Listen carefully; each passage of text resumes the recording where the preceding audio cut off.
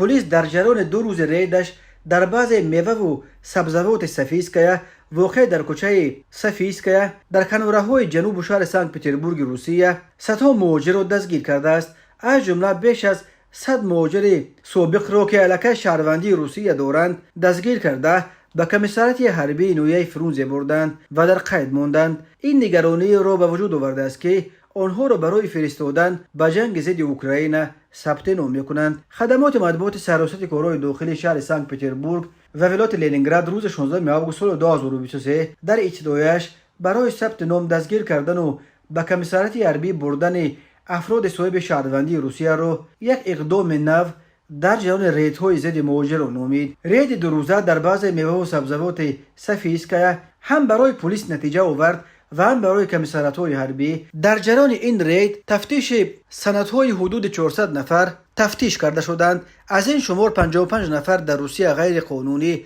به سر می بردند.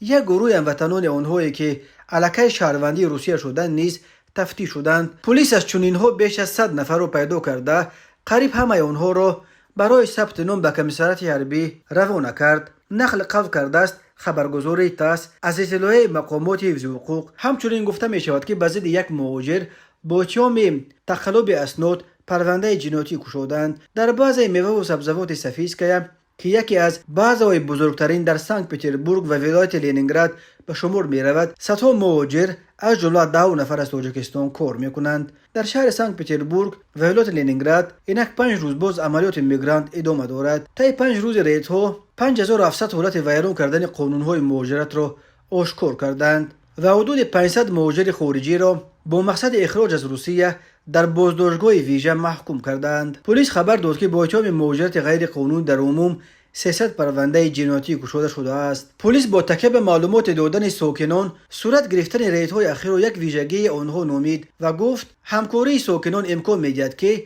مکان‌های تجمع مهاجران و حالت‌های بود و باش غیر قانونی آنها از پیش معین کرده شوند. طی چند ماه اخیر در گوشه‌های گوناگون روسیه ریدهای ضد مهاجران خیلی افزایش یافته است. قبلا وزیر کارهای داخلی داستانی کل و امبوسمن تاجیکستان از مقامات روسیه خواسته بودند که ضمن تفتیش حالت‌های ویران شدن قاعده‌های بود و باش در کشورشان طبق قانون رفتار کرده حقوق مهاجران از تاجیکستان را پایمال نکنند.